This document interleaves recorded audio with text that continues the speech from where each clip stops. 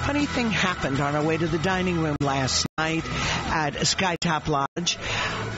We saw so many people walking in, some of whom looked familiar. And we found out that Memorial-Sloan Kettering, one of the great hospitals in the world, is having a meeting here.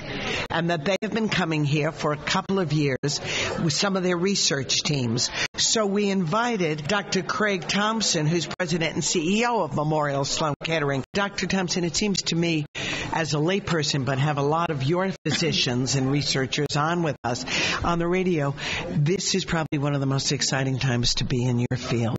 It's a very exciting time in cancer research and in cancer treatment right now, Joan.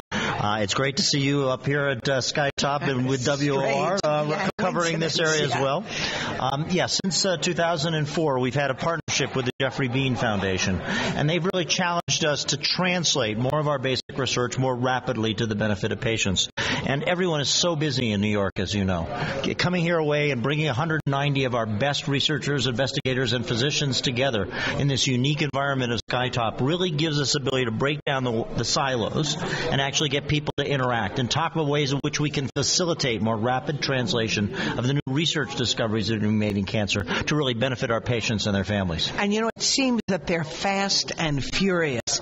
Is that just the perception, doctor, or is it really true that cancer is so complex, but we are making inroads? I think with the completion of the human genome, which really started the basis for this kind of a conference to get people away, we've seen just a dramatic acceleration of what we can do to help patients and their families from basic research, from the new understanding of the genes that go wrong in our bodies in cancer, lead to cancer, and the new targeted therapeutics, which they're discussing downstairs right now, can be used to harness to specifically individualize the treatment for each cancer patient that comes to the hospital. Now, the press often, as you all know, has a way of taking a glimmer of hope and turning it into "it's happening right now" with a headline, which is exhilarating to read about, but not necessarily the real story.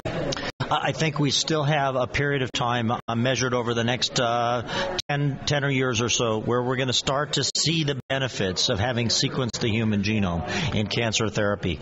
We were talking just now downstairs, one of the outside speakers, we invite people in from throughout the cancer care spectrum to give us their ideas, to start off discussions, came up with a new way to treat lung cancer. And it is, just as you said, really? Can be generalized.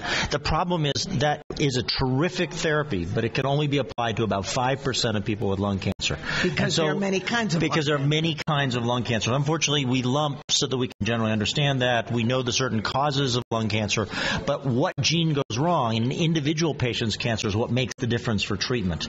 And right now we have a tremendous new treatment, but it only applies to the 5% that have that genetic abnormality in their lung cancer. And when we read something like that or hear about something like that, once you have harnessed it even to the 5%, can that be expanded so that the rest of that community can take advantage of it? So we think that principle can be expanded, but what we need to do is find out what's called the driver mutation. What's gone wrong in each individual patient's cancer. So 5%, we know that's the gene that's wrong, and we have a specific treatment. We now need to generalize that to find the other genes that can go wrong, to give the other patients a different form of lung cancer, and then arrest that gene's process. And turning genes off, obviously, would be a miracle, but that's still years away, would you say? I think each year now we're finding a new way to turn specific genes off. So last year for melanoma, we announced at Memorial-Sloan Kettering, and actually came out of the conference we had here last year, an entirely new treatment for melanoma. And that affected 50% of people with melanoma. Which is a good statistic. And that's a real number, and that's terrific. And that's actually being used now worldwide. And so we'll see that very rapidly advance. But what we're concentrated on in a session yesterday is, what do we do about the other 50%? What are the causes and what can we turn off that will benefit them? And it may not just be a single gene. It may be several that we have to figure out. And how we do those combinations is another big area for us to advance and being discussed here at the conferences today. SkyTop gives us a unique opportunity to do that because it allows us to mix people in different ways. We have physicians from our clinical programs. We have our very basic researchers. And we have people that are doing the translational biology, trying to figure out how you take basic advances and bring them into the clinic. And getting everybody here, mixing them up and discussing it really is a unique way to advance our ideas. Yeah, it sounds fantastic. And out of a hospital setting. And coming out of SkyTop, the news is exciting. Joan, thank you very much for having us. I'm Joan Hamburg. We're broadcasting from SkyTop Lodge right here in the Poconos. More after this.